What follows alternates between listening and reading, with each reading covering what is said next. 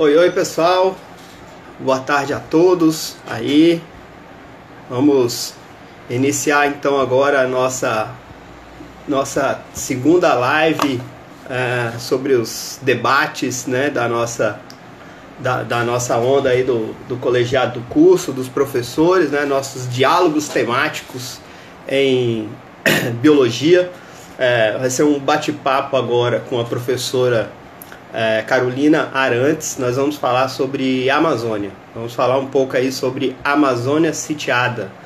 O que os peixes têm a dizer, né? Não sei se a Carol já chegou. Carol, a hora que você chegar, dá um toque para mim aí, para eu poder te adicionar no bate-papo. Enquanto isso, vamos dar uma introduzida do que a gente vai falar. Mas boa tarde a todos da galera que está entrando aí. Keiliane, Karine, a Kellen, Tiagão, a Débora, sejam bem-vindos aí nessa nossa conversa. O professor Sérgio chegando também.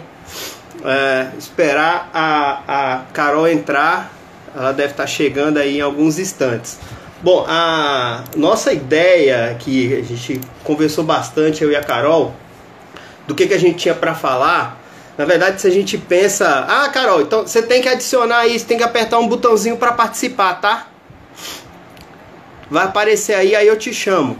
A nossa ideia hoje, a gente pegou aquela ideia central do que a Amazônia tem para oferecer, né? O que significa Amazônia sitiada no processo.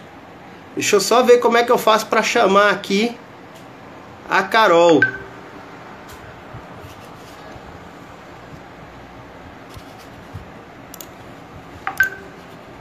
Carol, acho que você tem que sair e entrar novamente. Aí vai aparecer uma mensagem na tela. Aí você pede para participar. Aí, beleza. Transmitir ao vivo. Acho que vai aparecer você em instantes. Bom, então a nossa ideia agora há pouco está entrando. Carol está quase entrando. Nossa ideia um pouco é falar... a Carolzinha está aí. Um pouco Tô aparecendo? Oi, Carol, ainda não. Acho que tá mostrando. Tá, mas a minha... A voz tá. Cadê tu, mulher? Vira a tela. Como é que eu... Aí, a Vitória apareceu. Bom, gente, então vamos lá. Vamos começar aqui a nossa conversa. Deixa eu apresentar para vocês a Carol. A Carol Arantes. Ela é oceanógrafa, formada em oceanografia, fez doutorado no Texas, Universidade Funcional, com o Anne Miller, que é bem famoso aí com a ictiologia, né? Com Wildlife and Fishery Science, né? O programa dele lá, né? E hoje a nossa ideia é conversar aqui um pouco sobre a Amazônia, né, Carol? A gente tem essa grande variação e essa grande variabilidade da Amazônia, o que a Amazônia tem para oferecer. Aí, antes disso, queria que você falasse um pouquinho de você. O que você é, beleza. O que você está fazendo, vai lá. Beleza. Normac, obrigada pelo convite aí, pessoal da UFT também. Muito bom estar com vocês hoje à tarde para falar um pouquinho sobre a Amazônia sitiada, né? Bom, atualmente eu sou pesquisadora associada do Centro de Mudanças Globais e Observações da Terra na Universidade do Estado do Michigan, nos Estados Unidos. Eu estou trabalhando num projeto com um time interdisciplinar para entender um pouco mais sobre alguns aspectos relacionados aos impactos das hidrelétricas, do desenvolvimento hidrelétrico na Amazônia. Né? Então, nesse projeto eu estou trabalhando em colaboração com o pessoal da UNI, com o pessoal da UFPA, da UFOPA, também tem o UFT envolvido aí, o MAC é nosso colaborador. E a minha história aqui, ela começou há mais ou menos cerca de 17 anos, 16 anos atrás, trabalhando com gestão pesqueira e ecologia da pesca e dos peixes. Né? Eu trabalhei durante um tempo na região do Médio Solimões, no Instituto Mamirauá. Também trabalhei no Baixo Amazonas, no IPAM, que é o Instituto de Pesquisa Ambiental da Amazônia.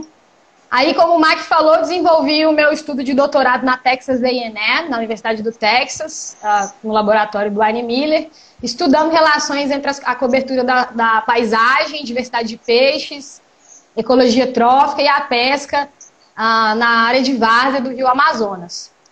E aí é isso. Atualmente eu estou em Porto Velho, estou passando a quarentena aqui em Porto Velho, em Rondônia, e tocando os trabalhos daqui até que a gente possa transitar com mais segurança, esperando que seja rápido. Não, beleza. Carol, o pessoal tá pedindo para você centralizar um pouco a câmera aí, que tá um pouco longe, diferente. Torta. Aí. É por causa do fone. Ah, tá com fone. Peraí, eu vou conseguir aqui, consegui. Talvez o telefone caia, essas coisas assim, mas beleza, a gente vai ajeitando. Não, a gente tá aprendendo, beleza, sem problema. Bom, Carol, quando a gente pensa na Amazônia, né, e a gente pensa nesse nosso tema da nossa conversa, a Amazônia sitiada, é um negócio bastante complexo da gente olhar, né? A gente pensa na Amazônia como uma coisa pequena, mas na verdade a Amazônia é um negócio imenso, que tem sofrido vários impactos. Logicamente a gente vai falar aqui um pouco dos peixes, né? Eu queria que você falasse um pouquinho, em termos de biodiversidade em geral, assim, o que a Amazônia tem representado para a fauna, assim, em linha geral. O que é a Amazônia? Para o pessoal dar uma entendida. Beleza. Bom, como todo mundo sabe, a gente sabe que a Amazônia ela é a maior bacia hidrográfica do mundo, né? Então a gente tem uma área aí que cobre cerca de 6 milhões de quilômetros quadrados. Se a gente incluir então a bacia do Tocantins e as áreas estuarinas e costeiras, essa área aumenta para cerca de 7 milhões.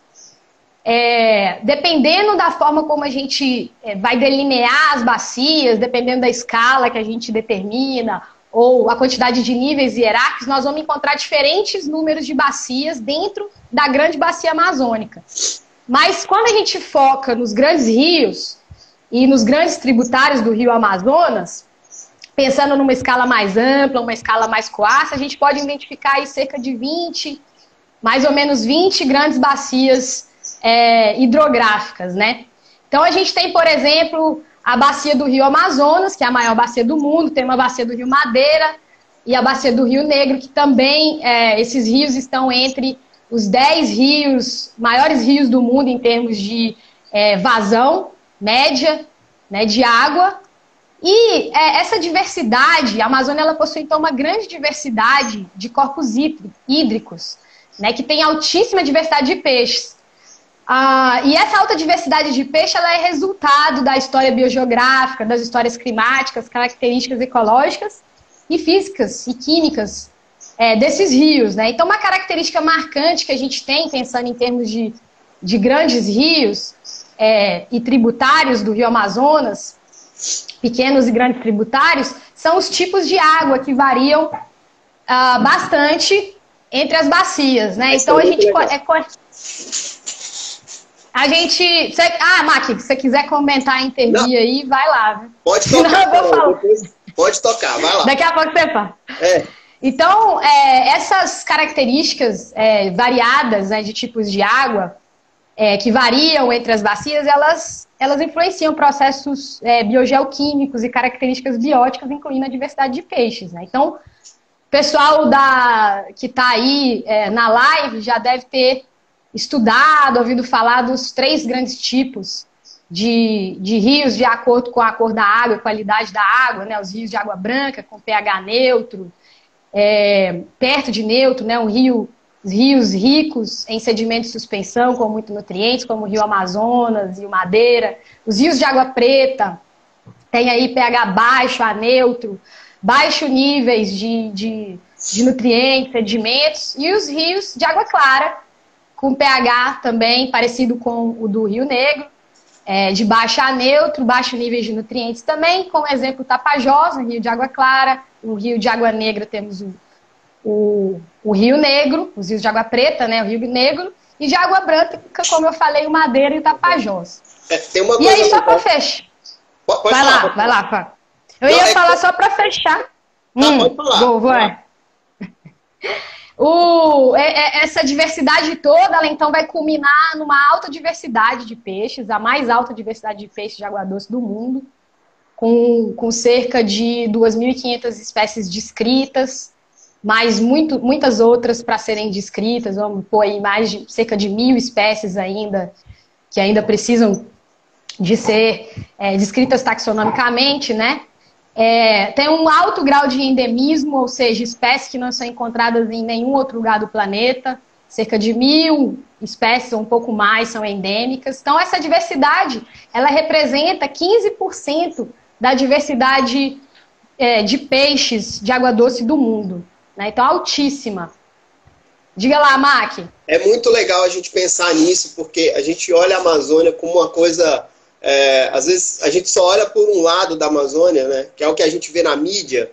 Você olhar assim, a Amazônia está queimando, a Amazônia tem isso, tem aquilo, e pouquíssimas pessoas dão valor à diversidade da Amazônia.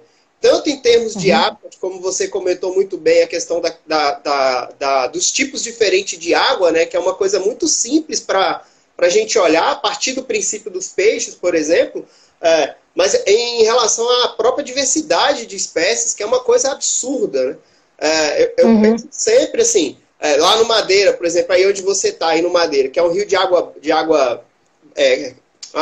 branca, que drena lá dos Andes, é uma bacia imensa. Só na bacia do Madeira tem mais de 1.000 espécies descritas. Então, é um negócio impressionante em termos de biodiversidade, né? E o Madeira, ele oferece coisas impressionantes. Por exemplo, aqui no Tocantins, logicamente, a gente incluiu aqui o Tocantins dentro da bacia amazônica, né? Mas se a gente for olhar na linha geral, o Tocantins ele não se enquadra, entre aspas, dentro da bacia amazônica, o que eu acho um absurdo, né? Muitos pesquisadores não consideram o Tocantins, a bacia do Tocantins e do Araguaia como áreas do Amazonas, né?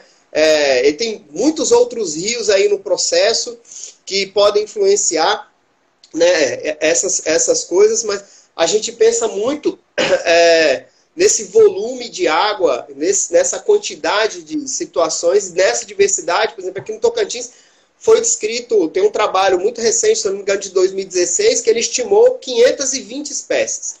Só aqui no Lajeado, a gente tem em torno de 270 descritas. Isso está aumentando com o trabalho aqui, inclusive o Tiago, o Karine, né, que são os sistematas aqui da região, junto com o professor Paulo Lucinda, trabalham muito na questão da sistemática e identificação de novas espécies. E isso tem aparecido no Tocantins com muita clareza, né? Então, isso está aparecendo bastante. O Xingu, quanto que o Xingu tem? Se a gente pensar em termos de característica, tem muitas coisas a mais, né? Por exemplo, alguém está perguntando aqui se é verdade que existe outro rio tão volumoso em termos de lençol freático no Amazonas. Você sabe alguma coisa a respeito disso, Carol? Na verdade, eu posso falar um pouco. Se a gente pensa em volume de água, nada supera o Amazonas. Só que tem uma curiosidade que é extremamente interessante, não sei se todo mundo vai saber. Maior parte da drenagem do volume do próprio Amazonas, ela vem do Rio Madeira. O Madeira, ele é talvez hoje o principal tributário dentro do Amazonas, que ele contribui em torno de 45% a 50% de sedimento para o Amazonas. Isso é muito legal, é um tributário imenso, que drena dos Andes, uma velocidade de água impressionante. Quem foi a Porto Velho, quem conhece as hidrelétricas, daqui a pouco a gente vai falar um pouquinho das hidrelétricas, né, vão perceber essa lógica, né? Então, em termos de volume, para mim nada supera o Madeira, nesse caso. Você tem alguma coisa para comentar disso? Não, acho que só para reforçar isso mesmo. Aí a gente entende a importância de se considerar a bacia como um todo, né? Conectividade entre os rios, a importância, a contribuição dos diferentes tributários. Né? É todo um processo conectado. Né? Então, impactos... E a gente vai falar disso, eu acho, né, que é o foco de hoje, a Amazônia Sitiada, mas então impactos que ocorrem numa escala local, esses impactos podem influenciar a bacia amazônica como um todo, ou diferentes áreas, né, numa escala mais regional, né, da Amazônia. Não, beleza.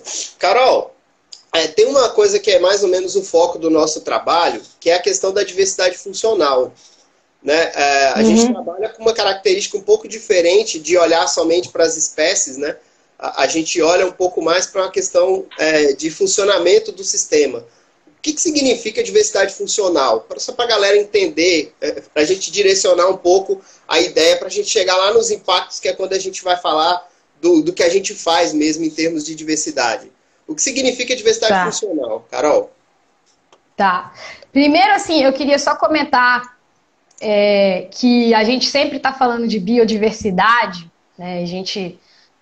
E há muitas vezes biodiversidade nos remete apenas a um número de espécies, né? A gente pode pensar em quantificar as espécies de peixes no Rio Tocantins, mas biodiversidade, o termo biodiversidade, ela incorpora muitos outros conceitos, né?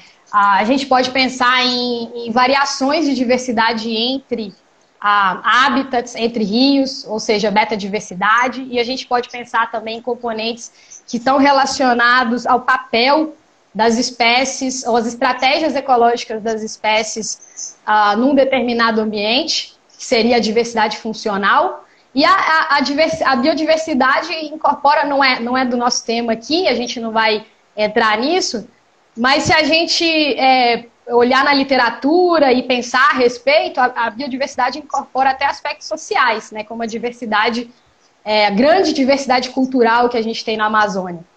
E aí, em termos de diversidade funcional, a gente vai pensar em características ecológicas ou funções e papéis que as espécies performam no ambiente, né? Então, a gente pode pensar relacionado a isso a traços funcionais ou características funcionais, que são basicamente qualquer característica que afeta a performance, que afeta o fitness da espécie, características que estão relacionadas, por exemplo, à aquisição de comida, como, por exemplo, o tamanho da boca, a posição da boca, o tamanho corporal, características relacionadas à mobilidade, a estratégias de uso de hábitat, como, por exemplo, a forma do corpo, né? Se é um corpo fusiforme, se é um corpo mais alto, isso tudo vai definir qual é o tipo de hábitat, qual é o tipo de estratégia de uso de hábitat que aquela espécie tem, né? Um corpo mais, vamos dizer assim, achatado, mais alto, né? Vai ser um corpo de uma espécie mais sedentária, que pode estar relacionado com uma estratégia mais pelágica.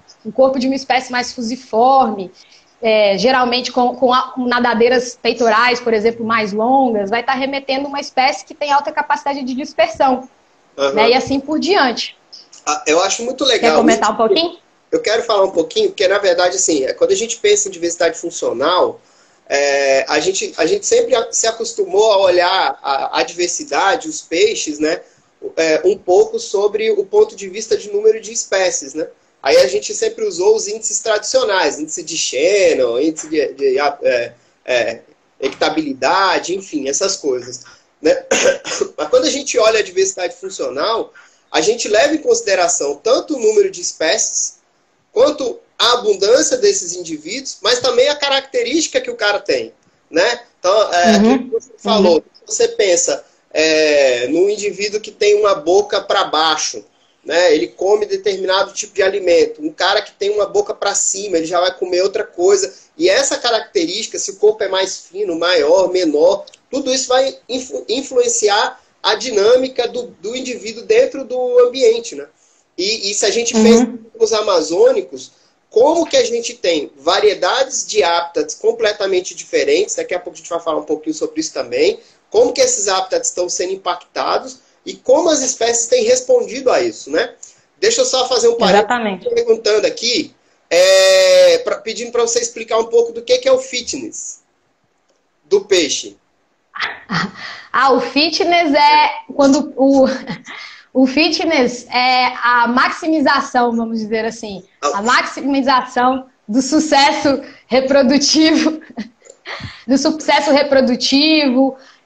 de sobrevivência, de taxas de sobrevivência. Então, quer dizer, se eu no ambiente, ou o peixe no ambiente, ele quer aumentar as chances dele encontrar um parceiro, né, para poder se reproduzir e deixar a sua prole, para que a sua prole cresça, né, e ele então deixa os seus genes, contribua com os seus genes para o ambiente. Então, basicamente, o fitness seria isso, questões relacionadas ao sucesso reprodutivos e de sobrevivência. E para isso, ele vai ter que conseguir alimento, né, ele vai ter que conseguir fugir do predador, ele vai ter que encontrar uma área apropriada para reproduzir. Se ele tiver cuidado parental, ele vai ter que conseguir, com sucesso, cuidar da sua prole. Então, o fitness, ele resume todas essas características de sucesso, vamos dizer assim, dos organismos biológicos no ambiente. Tem uma coisa que o pessoal não pode confundir, que esse fitness aí não tem nada a ver com pegar peso, hein? Nas academias. Não é malhar, não. É o desempenho do indivíduo mesmo, o desempenho que o cara tem lá no ambiente, né? O desempenho que a espécie vai ter lá no ambiente. E quando você comentou uma coisa que eu acho que é muito legal, e dá pra gente abordar um pouco disso também, que é a questão dos serviços ecossistêmicos, né? Por exemplo, como que a gente percebe o papel dos indivíduos, o papel dos peixes dentro de um ambiente, em termos de serviço que ele presta mesmo pro ecossistema, né? Já que a gente está falando de diversidade, que é um negócio completamente diferente, complexo e muito grande, quais alguns serviços, logicamente são vários, mas quais alguns serviços que as espécies de peixe desempenham no ambiente? Beleza. Bom, pensando, eu acho que a primeira coisa que pode vir na mente de todo mundo aí que está assistindo é um serviço importantíssimo, é a pesca, né? Bom, a pesca, principalmente na Amazônia, em vários rios, aí no Tocantins, depois que é a Amazônia também, né, Mac? Mas aí você pode comentar um pouquinho especificamente sobre como que acontece aí. Mas a pesca é uma fonte importantíssima de renda e de proteína para a população da Amazônia, tanto das cidades quanto para a população ribeirinha. Só para vocês terem uma ideia, a taxa de consumo de peixes na Amazônia por pessoa, por ano, ela é altíssima. É 6 vezes maior do que a média mundial. Né, 6 vezes maior. Então, eu tenho até algum número aqui que a média para a bacia estimada é de 94 quilos por ano, né, altíssimo.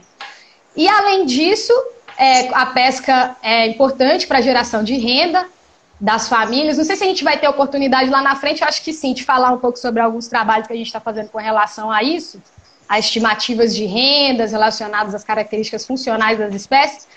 Mas, assim, é interessante a gente comentar que eu e você, a gente estava falando, né, Max, sobre a grande diversidade taxonômica e também funcional dos peixes da Amazônia, mas embora haja toda essa diversidade, vamos pôr aí, mais de 1.000 espécies descritas aí para o Rio Madeira, registradas, a pesca ela se concentra em poucas espécies ou poucos grupos taxonômicos. Né? Muitas vezes a gente conhece a pesca pelos nomes comuns das espécies, mas, por exemplo, no Bacia do Madeira, a gente tem mais de 1.000 espécies registradas e a pesca se concentra em não mais do que 50 grupos taxonômicos. No Baixo Amazonas, a mesma coisa. Cerca de 15 a 20 espécies contribuem com mais de 85% do desembarque pesqueiro em Santarém.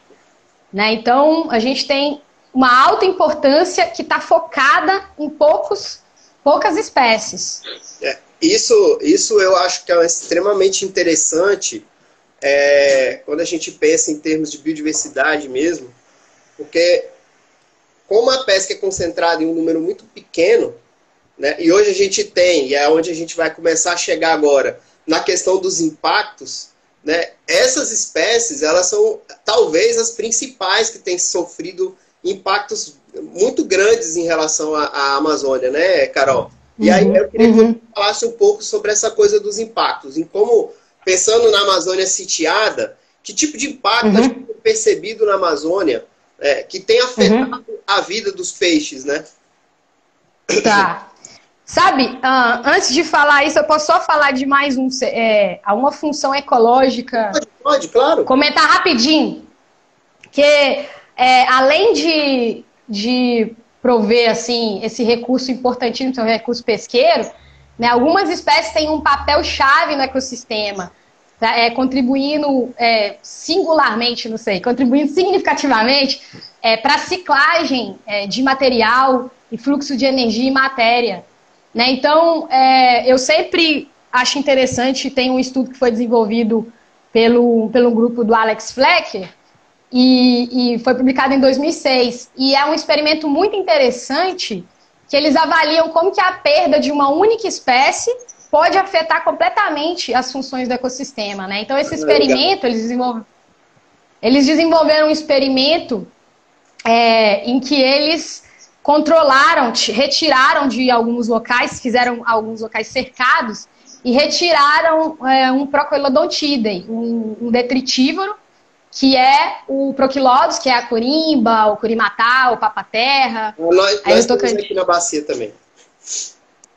Então, e eles viram como que essa espécie era determinante no fluxo de carbono e metabolismo lá do ecossistema. Eles removeram, e aí diminuiu o transporte de carbono para a área jusante daquela área, aumentou muito a produtividade primária e a respiração. Então, teve toda uma modificação no ecossistema em função dessa remoção.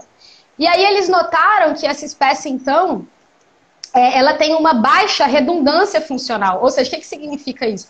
Nenhuma espécie performa a função que ela faz. Só o Proquilodos, ou só essa espécie, pelo menos nessa área, fazia essas ciclagens de nutrientes dessa maneira. Né? Então, a perda dessa espécie afetou completamente, com essa característica funcional, afetou completamente a dinâmica do ecossistema. Né? Então, é muito interessante também essa questão da contribuição das funções ecossistêmicas que as espécies fazem no ambiente.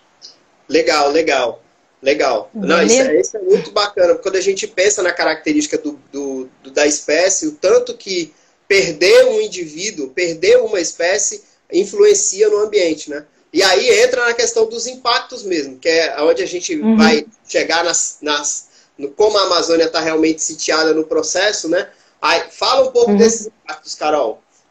Do que a gente tem percebido em termos de impacto na região amazônica. Tá.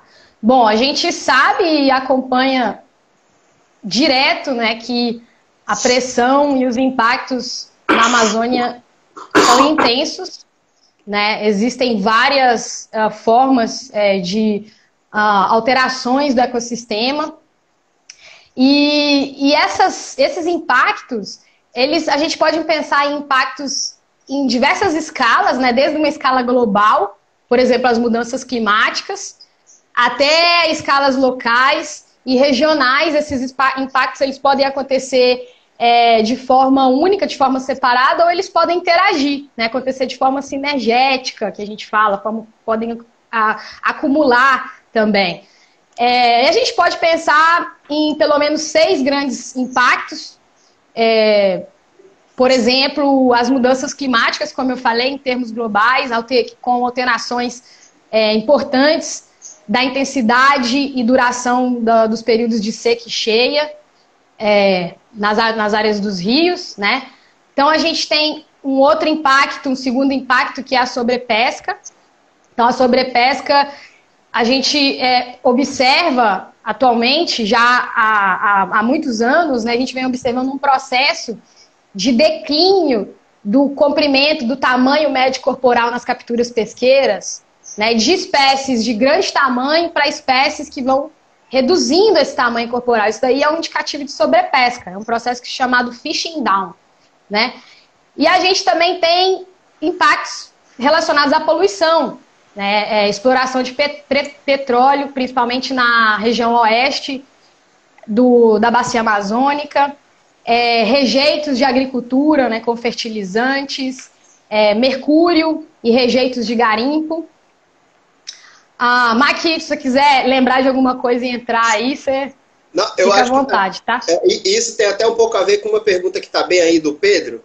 Ele está perguntando se tem alguns estudos recentes relacionados ao avanço do agronegócio. E aí eu lembrei que você fez um trabalho muito bacana, que tem um pouco a ver com essa questão lá no Baixo Amazonas, né? Com a Diversidade Funcional, que você avaliou algum tipo relacionado a isso. Pode falar um pouquinho sobre isso? Logicamente tem um outro impacto que a gente está deixando para o final, que são as hidrelétricas, né? Que não dá para deixar de falar de impacto de hidrelétrica, infelizmente, né? Que talvez seja o maior, mas vamos responder aqui já, aproveitando o gancho para falar do Pedro, depois a gente volta a falar das hidrelétricas. Fala um pouquinho desse teu trabalho lá, que acho que casa direitinho com o que o Pedro está perguntando. Beleza.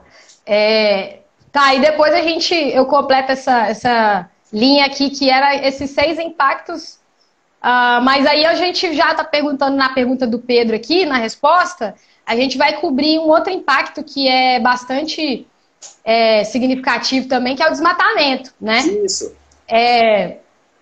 A gente, num estudo... Bom, na verdade, assim, Pedro, tem alguns estudos, vários estudos que têm saído avaliando essa questão dos impactos, principalmente do desmatamento causado pela agricultura, pela expansão pecuária, né? Então a gente tem estudos feitos em igarapés. Esse estudo que eu desenvolvi, particularmente, foi um resultado do meu projeto de doutorado, e a gente queria avaliar como o desmatamento das florestas de várzea, ou seja, das áreas de planícies de alagação, que são aquelas áreas onde todos os anos o nível do rio sobe e desce, aí alaga. Ixi, deu uma travadinha lá na Carol. Vamos ver se retorna aqui. Vamos ver se dá se retorna, que deu uma travada. Aí, Mac. Você caiu, Carol. Continua. Deu uma travada em você. Tá.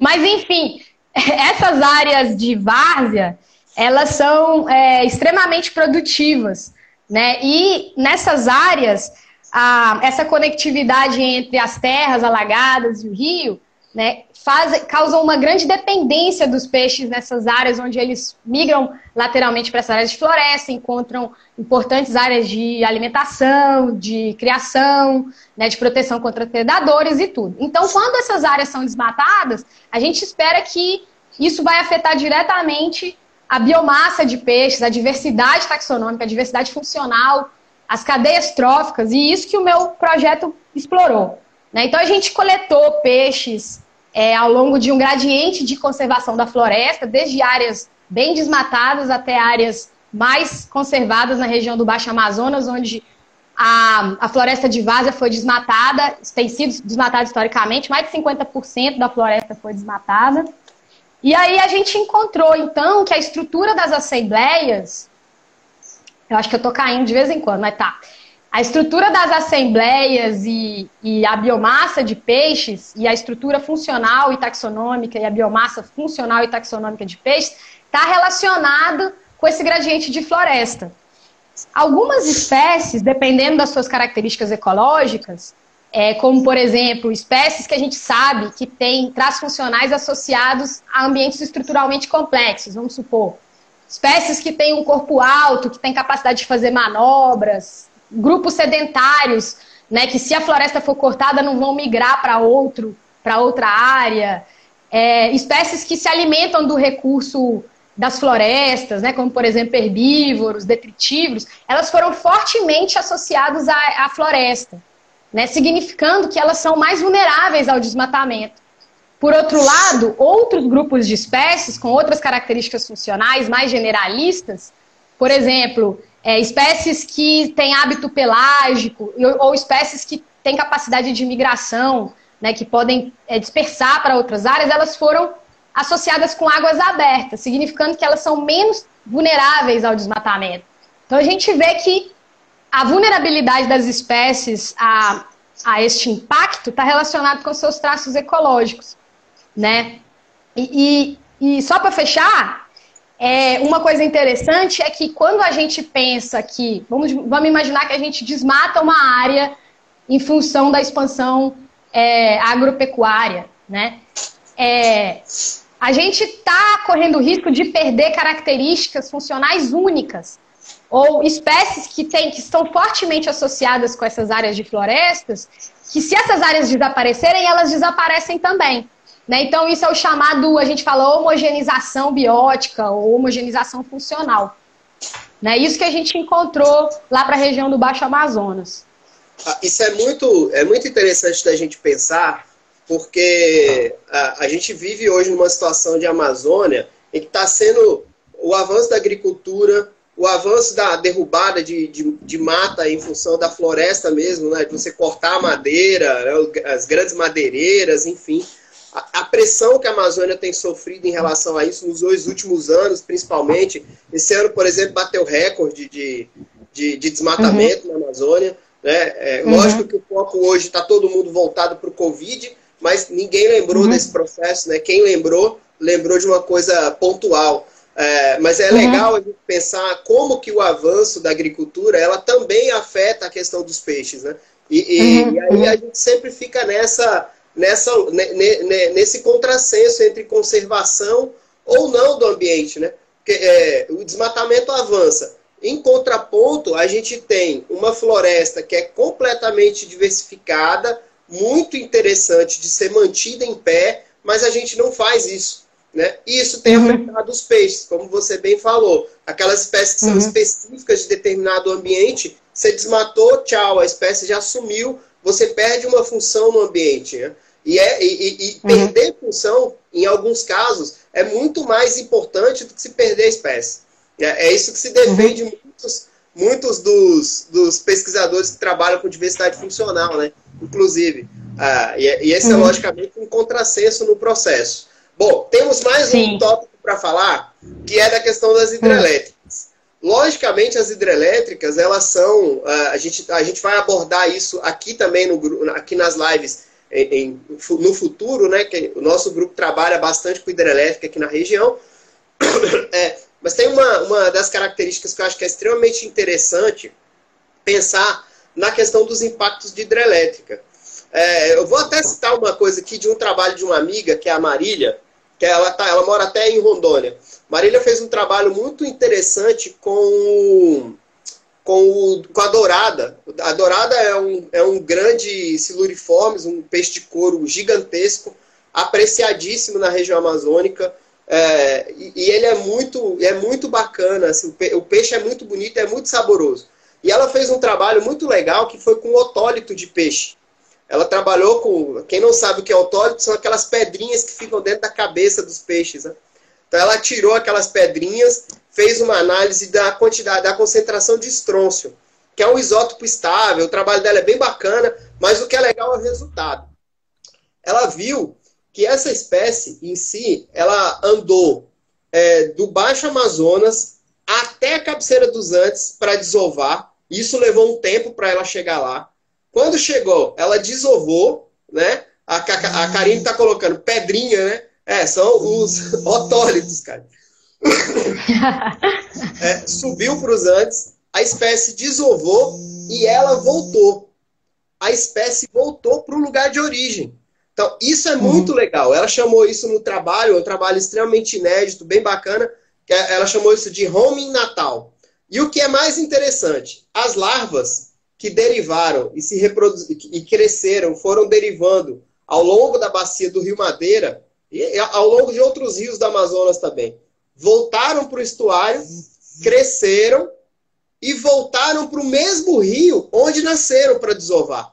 Então, isso é muito, muito, muito bacana da gente pensar. E aí entra a questão das hidrelétricas, né? Se a gente pensa nas hidrelétricas, Carol, o que você pensa nos estágios aí na questão dos impactos principais das hidrelétricas? Pois eu estava justamente aqui pensando que o seu trabalho que você concluiu, que foi muito, muito interessante, muito bacana, né, avaliando os impactos das hidrelétricas na diversidade funcional do Rio Tocantins e do Madeira, eu acho que seria legal você dar uma explicada aí pra gente dos principais impactos, né? O que você acha? Posso falar. Seu áudio ficou baixo, do nada. Dá uma olhadinha pra mim. Não, posso falar do trabalho sem problema. Tem uma coisa que é muito legal, né, na questão das hidrelétricas. Logicamente, hoje a gente tem um grande problema com a questão das barragens. Eu acho que, se a gente pensa na Amazônia, a gente tem que dar uma olhada nisso. Hoje, peguei essa lista recente lá do site da ANEEL, nós temos nas bacias amazônicas 112 empreendimentos hidrelétricos instalados. Tá? 112 instalados, aí envolvem, lógico, as pequenas centrais hidrelétricas, né, que geram pouca energia, em torno de 5 megawatts, as PCHs, que geram até 30, e as grandes usinas, que geram mais ou menos, que geram mais do que 30 megawatts. Dentro dessas grandes, somente as grandonas, né, a gente tem 22 em operação na Amazônia. Né? Só aqui na Bacia do Tocantins são 8. Então, se você pensar de Serra da Mesa, que é a primeira lá na região do Goiás, até Tucuruí. Né? São 8 só na calha do Tocantins.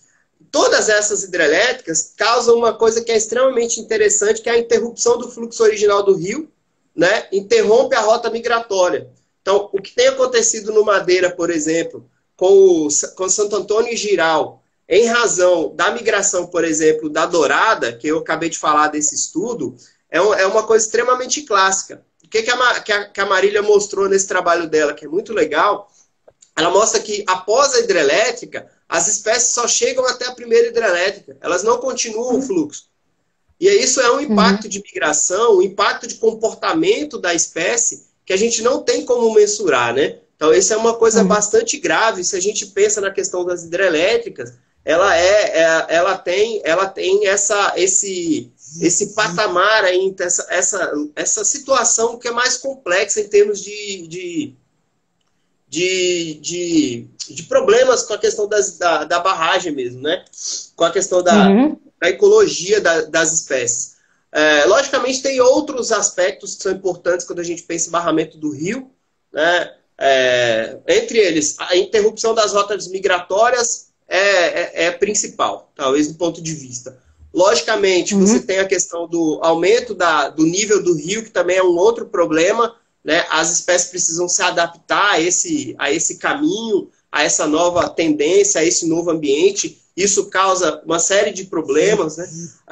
Você tem um problema relacionado, que eu acho muito interessante, a questão da migração falando, e o professor Sérgio fez um trabalho muito bacana aqui em Lajeado, ele vai poder depois falar disso num outro momento, que é a questão das escadas de peixe, dos mecanismos de transposição, né, que ele mostrou no trabalho que não funciona, é uma situação extremamente complexa e que não funciona, ele causa uma série de problemas para as espécies, principalmente para a questão do retorno dos ovos e das larvas, né? E o que eu penso a respeito disso, e aí é onde entra a questão da minha tese, o que eu fui fazendo ao longo da tese? Eu tentei analisar 3 cenários diferentes, né? Eu estava trabalhando, o foco foi dentro da diversidade funcional, eu peguei Tocantins e Madeira e comparei a diversidade funcional entre os dois, né? Logicamente, a gente percebeu no estudo que a gente tinha uma diferença taxonômica entre os rios, isso é lógico, a gente está falando de 2 bacias completamente diferentes, né? Não é muita novidade isso, mas o que é novidade nesse trabalho é que, em termos de grupos funcionais, os 2 ambientes eles tinham grupos funcionais muito semelhantes. Então, e isso mostra como que, independente da espécie que você está olhando, ou do grupo que você está olhando, né, da bacia que você está olhando, eles mantêm funções semelhantes no ecossistema. E essas funções elas são importantes e precisam ser mantidas. Isso a gente fez, essa foi o primeiro trabalho. Depois a gente olhou o Tocantins, o Madeira, a gente olhou pré e pós-barragem. A gente olhou o efeito na diversidade funcional e pré e pós-barragem. E aí no Madeira tem uma característica que é bem interessante. Praticamente, o fluxo do rio, ele não mudou em relação à barragem depois. Inundou, teve o processo de inundação, mas em termos de fluxo de rio mesmo, talvez posição da turbina, alguma coisa nesse sentido, não mudou muito. E aí isso afetou a composição das espécies, principalmente porque no trecho do Madeira tem 2 grandes, tinha, né, antes das barragens, 2 grandes cachoeiras, que eram fatores biogeográficos, né, barreiras biogeográficas, e aí você destruiu a barreira por causa da inundação e você deu uma homogeneizada nas espécies. E aí o meu trabalho mostrou a entrada dessas espécies que não tinham abaixo, a entrada de grupos funcionais dentro desse ambiente novo, né? Ou seja, você tinha um ambiente que era específico para algumas espécies e o trabalho mostrou que você tem uma entrada de grupos funcionais nesse ambiente. Isso a gente não sabe até quando vai durar, mas a gente já sabe que tem problemas. Um dos problemas principais que está acontecendo lá no Madeira, depois você pode até comentar um pouquinho, porque você trabalhou com pirarucu, é a entrada do pirarucu. Que o pirarucu, na região, até a cachoeira de Santo Antônio, ela não era a espécie ela não acontecia. Ela só acontecia na parte de baixo do Amazonas. Depois da hidrelétrica, debaixo do Madeira. Depois da hidrelétrica que inundou, a espécie virou um problema. E esse é um problema de introdução lá. É um problema que o pessoal está enfrentando, bastante grande, muito grave, né? E que está causando grandes problemas em relação à perda de biodiversidade, e principalmente à perda de grupos funcionais. Logicamente, a gente está tendo um problema lá em relação às amostragens, então a gente vai precisar olhar isso com um pouco mais de detalhes para poder comprovar, mas a gente já tem pensado e percebido como que as espécies têm modificado ao longo do tempo. Aqui no Tocantins, o resultado é mais ou menos semelhante. A diferença é que aqui a gente tem uma diferença mesmo de composição antes e depois da hidrelétrica. Logicamente, aqui eu olhei com um pouco mais de tempo, olhei 12 anos de barragem. Se a gente olha os índices funcionais, eles não mudam praticamente ao longo do tempo. Mas a gente tem uma mudança de composição que é muito interessante. Então, você perde espécies de grandes migradores, de grandes bagres, principalmente, e as espécies que têm corpo mais fusiforme, espécies mais comprimidas, são aquelas que estão no ambiente hoje, que dominam o ambiente, né? Entre elas, hoje a gente tem o tucunaré, que todo mundo conhece e é muito apreciado, mas, em compensação, a captura de pintado, dos peixes maiores, jaú, né? Essas espécies elas já estão concentradas somente em regiões em que a gente mantém trechos livres das barragens, né? E isso é muito interessante de se pensar, que é a manutenção dos trechos livres dos rios. No Madeira, como é um fluxo contínuo, a situação é bem complicada. Mas quando a gente olha para o Tocantins, por exemplo, essa região do Lajeado aqui, após Porto Nacional, que é onde está situada a universidade, a gente ainda tem uma região de rio que não tem barragens hidrelétricas, mas tem prevista a instalação, né? E a gente precisa pensar um pouco nisso, porque manter essas áreas, talvez, mantendo essas áreas, são essas áreas que vão manter a fauna desses grandes migradores no processo, né? E isso vai ser bastante interessante no meio dessa situação. Carol, tem mais uma outra coisa que eu quero comentar contigo. Tem algumas perguntas chegando. Aí eu vou pedir, Thiago, bota aqui no meu WhatsApp, cara, por favor. Que aí eu vou fazendo algumas perguntas para você agora em relação a isso, tá? A primeira delas que surgiu aqui, que é do Charles. Ele pergunta assim, se é possível considerar que a legislação ambiental vigente é eficaz para assegurar a conservação das espécies. Aí ele cita a questão do novo Código Florestal, por exemplo. O que você acha a respeito disso? Tá. Bom, só para... Eu até vi alguns comentários, eu vi essa pergunta e vi alguns comentários lá e eu até concordei com eles. O que acontece é que muitas decisões e delineamentos em termos de legislação, né, em termos de políticas, são determinados sem considerar ou com pouca consideração, vamos dizer assim, com poucos olhos nos peixes ou nos ambientes hídricos, né? Então, a gente tem uma lacuna com relação a isso, até mesmo em termos de áreas protegidas, né? As redes de áreas protegidas da Amazônia foram determinadas para, basicamente, com base em biogeografia e determinação e distribuição de taxons terrestres. Então, a gente tem muita pouca consideração com os ambientes aquáticos em si. E isso causa um problema, né? Além do que, se a legislação fosse... a gente pode bem ser claro que, mesmo que tenha legislação, ela não é cumprida na regra, né? Então, a gente tem problemas de falta de consideração desses ambientes aquáticos e também falta de cumprimento das poucas regras que existem. Aham. Né? Legal. Carol, tem uma outra pergunta aqui, que é da Giovana. É assim, ó, pensando nos impactos causados pelas barragens e olhando para a comunidade de peixe, quem são os mais ou menos favorecidos? Aí ela continua. Os que se adaptam em condição lacustre, acho que se dão melhor, não é? Ela continua a pergunta numa outra situação. O que você acha? Uhum. Eu acho que a Giovana está pegando bem a ideia das características funcionais e como que as respostas dos peixes, dos organismos biológicos em geral, estão relacionadas a essas características. Né? Então, como o Mac falou, se você tem o bloqueio de uma determinada área, principalmente em áreas de barragens que formam reservatórios grandes, né, que não é muito o caso do Madeira, por isso o Mac fala dessas alterações dos níveis da água que não foram significativos, né, embora a gente tenha, sim, um aumento da área alagada, mas geralmente as espécies que vão se dar bem, vamos dizer assim, ou que são mais tolerantes, são menos vulneráveis ao barramento dos rios, são essas espécies com características relacionadas a ambientes pelágicos, de novo, espécies mais generalistas.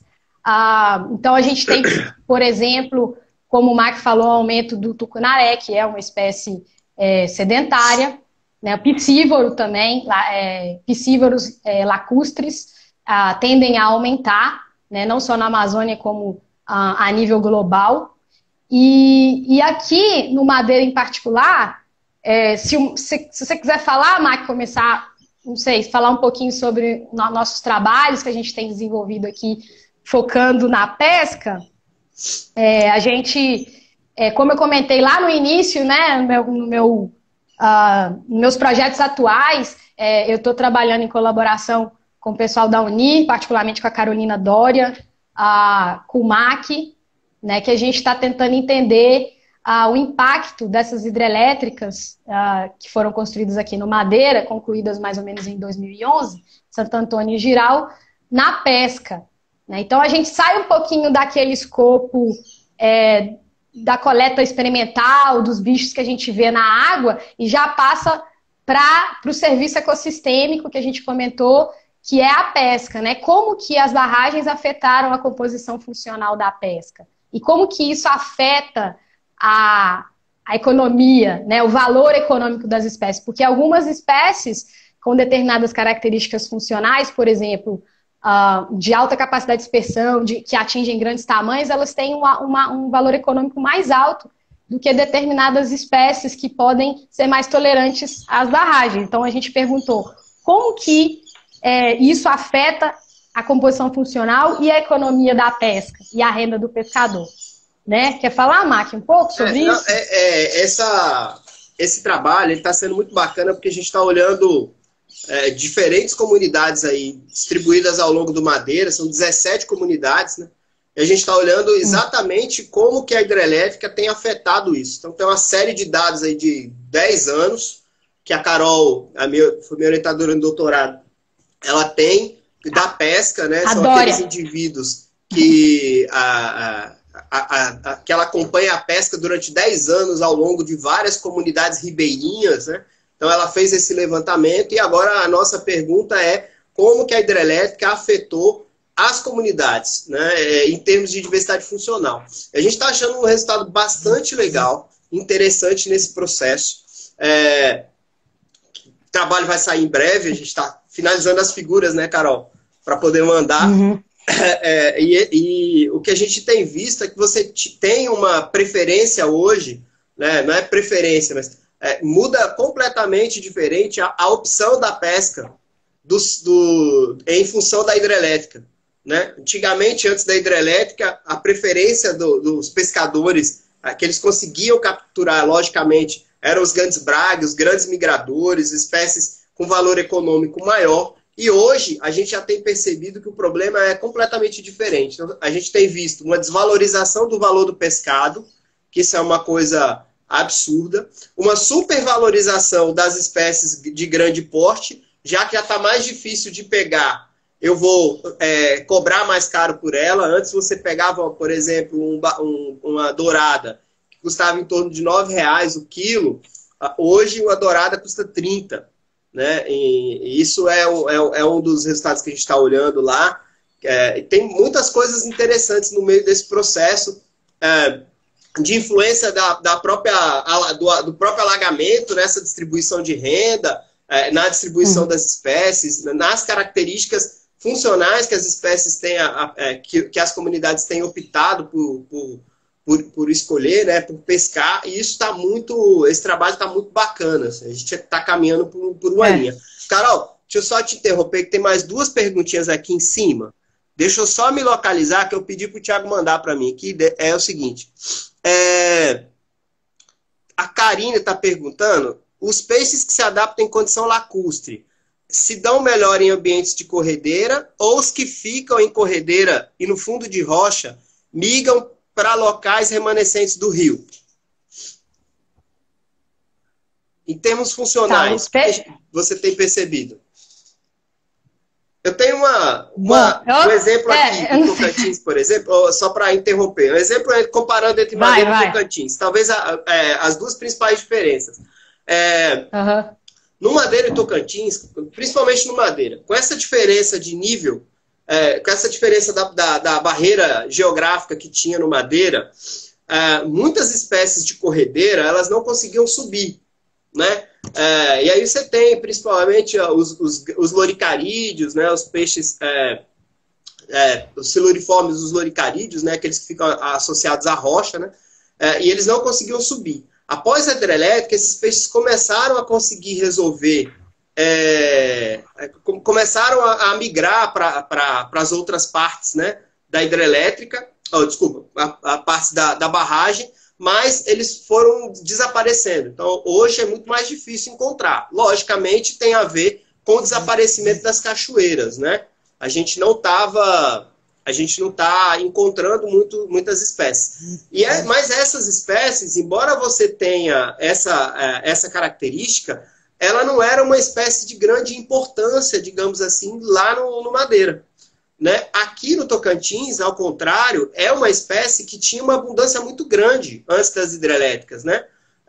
E depois, hoje a gente já percebe que, em função da barragem, né, as espécies elas já desapareceram.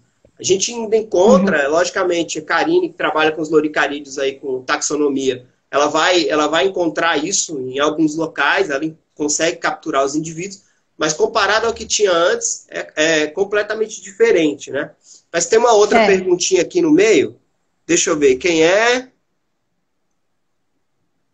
Aqui acho que é o Charles, acho. Charles está dizendo que essa questão das espécies aconteceu, da supervalorização dos peixes, né, do pescado, também aconteceu estreito.